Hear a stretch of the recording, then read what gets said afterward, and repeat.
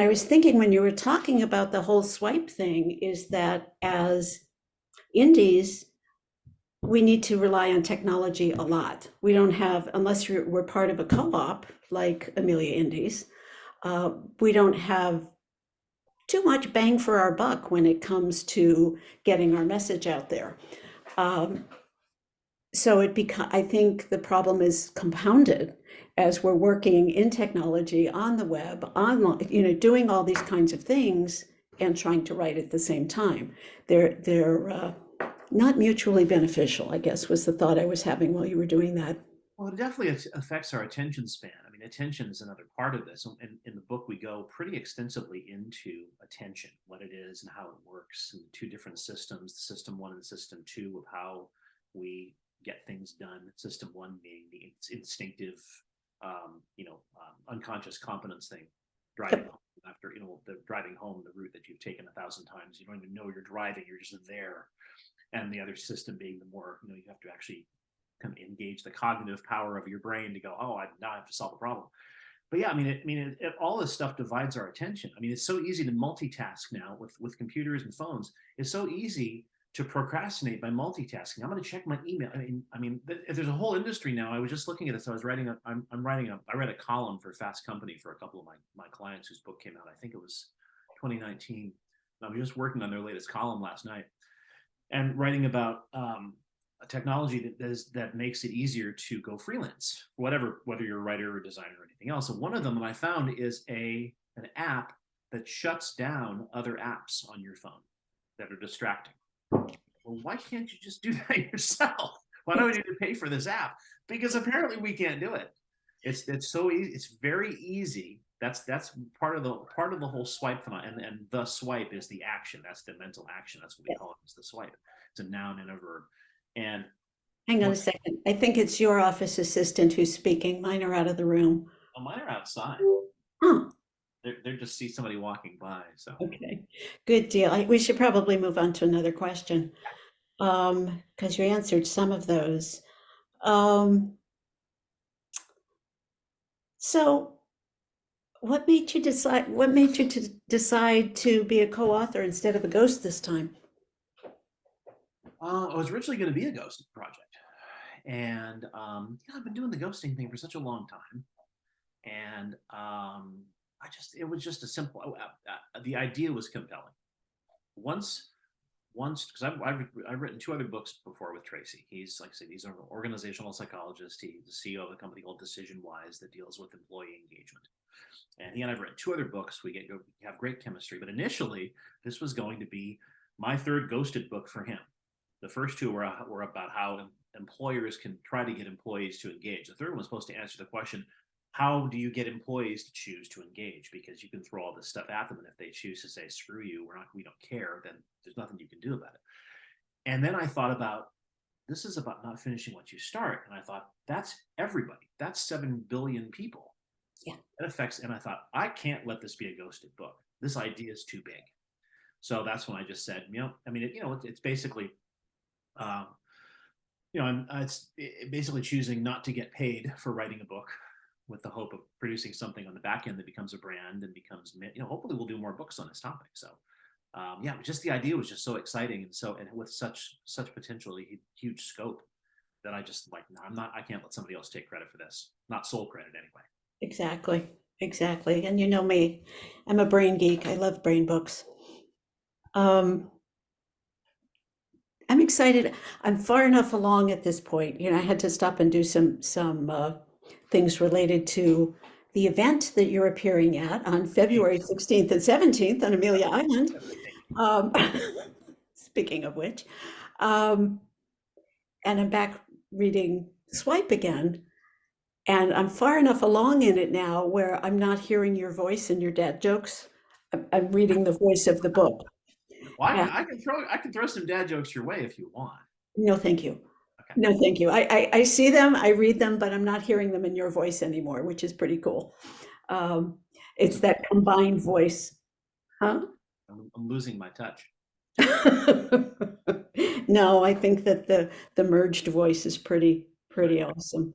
So I remember some things that you told me that, you, well, like I said, I was your last official editing client.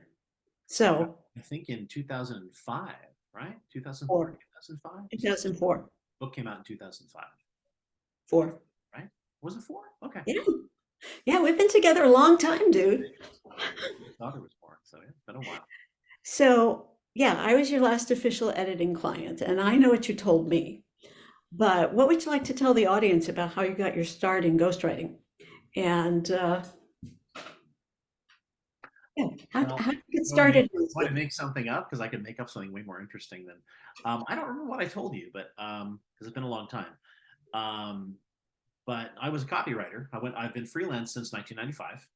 I worked in an ad agency, and at the end of 1994, I said I don't want to do this anymore. I want to work for myself. So I quit. I got rid of my current girlfriend at the time. Not I didn't Right. get rid of her, but she moved across the country and I didn't. And moved down to Laguna Beach, California with my best friend and started growing our own weed and started writing for myself. And it was good times. I did that. It just did copy. I was just doing advertising. And then in 1999, one of my oldest clients asked me, "Can you write a book for me?" And I said, "Sure, Peter. I can happy to write a book for you." I hung up the phone. I said, "Oh my God, how do you write a book?" Um, Cool. because that's what you do. If you want opportunities, you say yes. You say yes. You have a panic attack quietly in private, and then you figure it out. Right. And so I did. And the book was called The Brand Called You, and it was awful. But he published it. It was self-published by the client. He did a pretty good job. He sent me copies in Rome when I was on a trip in Rome, and my name was on the cover, which all the girls in Rome thought was really cool. He actually mailed me a copy at the youth hostel I was staying at, so that was really cool.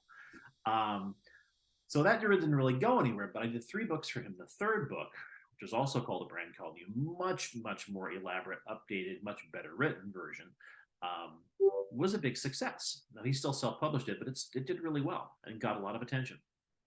And so um, that led to a couple more books with Mark Victor Hansen of Chicken Soup for the Soul fame, and so on and so on.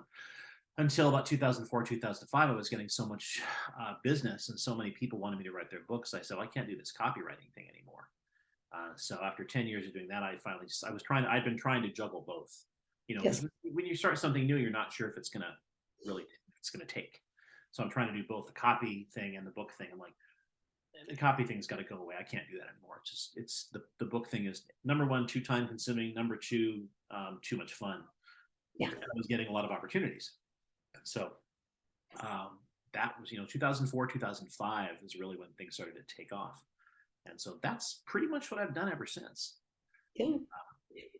You told me that you have been working with a lot of other people, and I consider the reason I remember it is I consider it one of the better compliments. Like I gave you one of the better compliments once, and you said, I've been working with a lot of people who have great stories, but working with you called to my attention the fact that most of them don't write. That's true. That's true. I mean, you're a good writer, and most of them, you're a very good writer, and you know what you're doing, and you understand craft. It's not just about ability. Some of the people I've worked with may have writing talent, but it's not refined. And even if it was, they don't have the time. I mean, and putting together a book, I mean, a nonfiction book, no, fiction's the same thing in the sense that you have to know how to piece a book together, how to construct it. So Exactly. writing ability is only one piece of the puzzle. And in my case, all my books are nonfiction. I do a lot of books on business and finance and health and things like that. And yeah, even the people who could write a little bit, they couldn't write at the level they needed to write at. They didn't have the time to do it, and they didn't have the craft to know how to put a book together. And Exactly. you have those things, so that's so bravo, Boy. bravo to you. But a lot of folks don't, which is why my profession exists. I'm getting a lot of attention now because of the Prince Harry book, Yeah. and the New York Times story with his ghost. I've had three different people send me that article now. I haven't had a chance to see it yet, but I will take a look at the article.